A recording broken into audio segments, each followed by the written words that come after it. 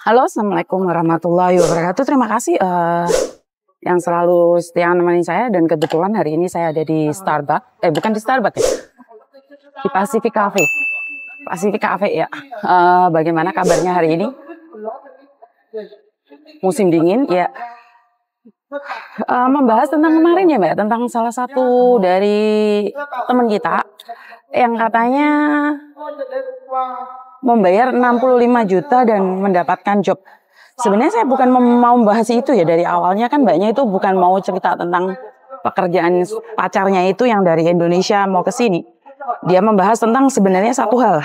Apa? Dia mau menikah sesama Indonesia. Kemarin saya sudah bahas, cuman belum tuntas karena tidak adanya waktu, dan kebetulan hari ini saya lagi jalan-jalan dan bawa kamera. Sekalian saya jelaskan ya. Menikah sesama Indonesia apakah bisa Miss Yuni di Hong Kong? Bisa, karena kan cuma nikah aja. Tapi kamu kalau statusmu di Indonesia adalah janda, sekali lagi kalau statusmu adalah janda, kamu bisa minta surat cerai yang ditranslate dalam bahasa Inggris. Jadi habis itu kamu daftar di merit register, di mana harus pakai paspor kalian. Karena kan kalian bukan penduduk tetap. Jadi kalian harus pakai paspor. Kalau kalian pingin muda ya pakai pengacara. Tapi pengacara juga membutuhkan data-data yang lengkap ya, data-data yang lengkap. Seperti nama kalian, nama kalian, jenis kelamin, pekerjaan, terus alamat yang kalian tempati. Apakah kalian akan menempati rumah majikan? Atau kalian punya kos-kosan? Itu dibutuhkan juga alamat dalam surat pernikahan ya. Kan di surat nikah itu akan diberitahukan residennya di mana, alamatnya di mana. Jadi saat kamu menikah itu alamatnya di mana? Apakah kalian di hotel atau seperti apa?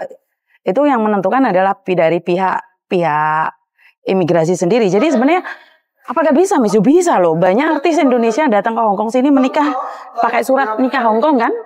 Iya kan? Saya sendiri nggak ada pengalaman tentang pernikahan di Hong Kong seperti apa caranya ya.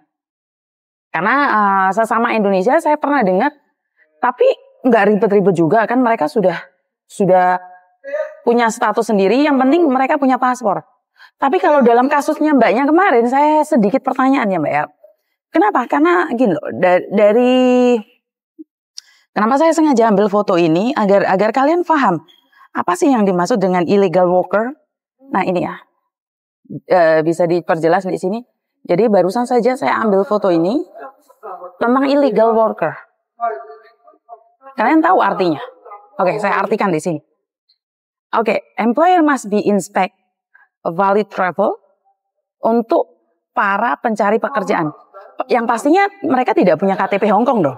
Jadi sebagai majikan atau sebagai bos di Hong Kong itu harus punya valid KTP-nya. Jadi harus memastikan bahwa para pekerja itu adalah memiliki KTP Hong Kong. Ini yang pertama. Terus, dan di sini dijelaskan sekali Mbak ya, di sini jelaskan sekali bahwa jangan pernah ngejeng orang atau mempekerjakan seseorang kalau dia adalah visitor. Visitor adalah turis, pelajar, atau pekerja. Pekerja di mana yang dimaksud pekerja adalah termasuk pembantu, kan sebagai pekerja. Jadi di kontraknya tertera apa, ya di situ yang harus dijelaskan dan diterangkan. Jadi kalian nggak bisa seenaknya aja bekerja karena kalian turis, terus melakukan kerja part-time. Itu tidak boleh, itu tidak diizinkan di Hong Kong. Terus travel agency endorsement. Kenapa? Karena setiap kali yang punya visa turis atau visitor, pelajar dan pekerja itu kan ada endorsement-nya, Mbak. Endorsement itu termasuk yang di kertas visa kalian itu dikatakan di mana kalian harus ada, di mana, di alamat mana, dipekerjakan di mana. Jadi nggak iso seenake dhewe kalian mengambil keputusan untuk seperti apa dan bagaimana. Jadi kalian nggak bisa ngomong, entar nyampe Hong Kong visanya diproses jadi visa bisnis. Halo, yang bener aja. Dan 65 juta loh Mbak, sampean kesini. Saya tidak tahu ya. Saya tidak sudon, saya tidak ingin bilang bahwa itu tidak mungkin. Secara logika aja Mbak, Hong Kong ini sangat ketat. Kalau hanya dengan 65 juta, bisa bekerja di Hong Kong dan jadi travel atau bisnis, kayaknya the best banget deh. Saya rasa banyak orang-orang di Indonesia sana akan datang ke Hong Kong sini. Benar tidak? Dengan hanya 65 juta loh. Dengan pekerjaan gaji 10 ribu atau 15 ribu atau berapapun yang dijanjikan ke mereka. Sudah berapa puluh negara yang akan datang ke Hong Kong. Jadi menurut pendapat saya adalah kalian jangan mudah tertipu gitu loh Mbak. Padahal dari KJRI sudah dinyatakan bahwa tidak ada pekerjaan itu dan konsekuensinya buat kalian yang tetap memaksakan diri, kalian itu punya buat majikan akan didenda sebanyak 500.000 Hong Kong dolar atau 50.000 atau 500.000 Hong Kong dolar dan penjara 10 tahun. Jadi kalau kalian nggak percaya dengan saya, nggak percaya omongan saya, kalian bisa telepon ya. Secara langsung kalian bisa telepon di mana? Nomor teleponnya adalah 28241551.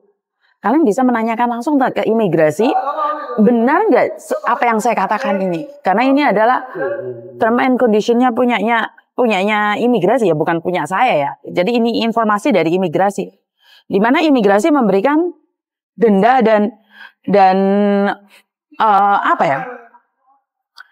dan konsekuensinya, karena kalau kalian percaya dengan omongan orang di luar, karena di luar itu modus Mbak, nggak ada.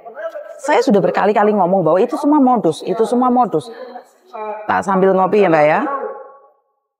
Jadi sekali lagi sudah berapa orang sih yang kena terjebak? Akhirnya kalian di sini overstay. Sorry, tak nyeruput kopi dulu. Jadi akhirnya kalian di sini overstay dan kalian sudah dimodusin terus jadi pelaku modus. Jadi sekali lagi setelah modus menjadi modus dan modus. Saya kurang tahu kenapa masyarakat kita itu lebih percaya dengan orang-orang modus. Kenapa orang-orang sekitar kita itu lebih percaya dengan apa yang dikatakan orang lain tentang uang dan uang. Saya nggak tahu ya. Saya pribadi saya merasa sangat aneh sekali. Dan dari konsulat Indonesia pun sering mengingatkan hati-hati scam, hati-hati penipuan, hati-hati ini itu. Tapi tetap aja ya, berkali-kali saya bilang tentang ATM jangan dipinjamkan orang. Berkali-kali saya minta agar kalian tahu bahwa ATM identitas kalian itu sangat bahaya dan jangan pernah mengirimkan KTP kalian itu pada orang lain. Di sini bisa difahamin.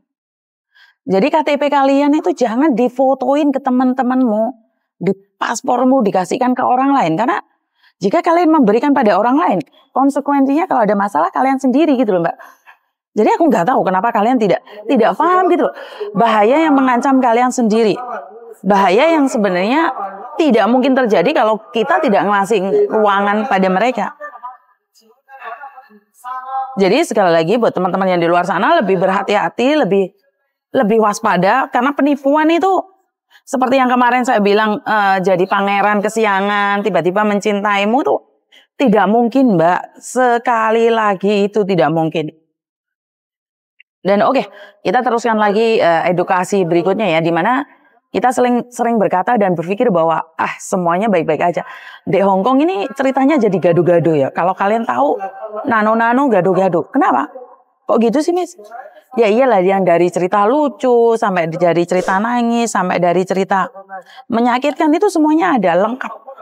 Jadi kalau kalian cuma lihat profilnya mbak-mbaknya pada hari Minggu ya aku nggak bisa ngomong Mbak, karena profil hari Minggu adalah profil yang paling menyenangkan, profil yang paling membuat kalian happy. Jadi kita nggak bisa apa ya? Saya rasa bukan cuma Hong Kong aja ya. Yang saya tahu adalah dari beberapa negara yang kalian lihat adalah saat salah satu saudara kita yang ada di Amerika mengatakan, oh sekarang saya di Amerika, sekarang saya ada di Arab, sekarang saya ada di Taiwan, sekarang saya di Singapura.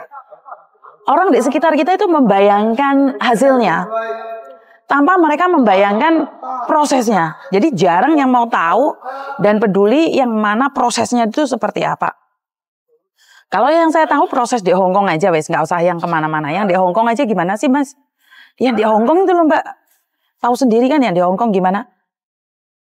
PT itu sampai berbulan-bulan, sudah dapat pekerjaan di cancel, ganti majikan, sudah ada visa turun, tiket ada, karantina ada, majikannya jahat, nyampe sini cuma seminggu 2 minggu di interminit.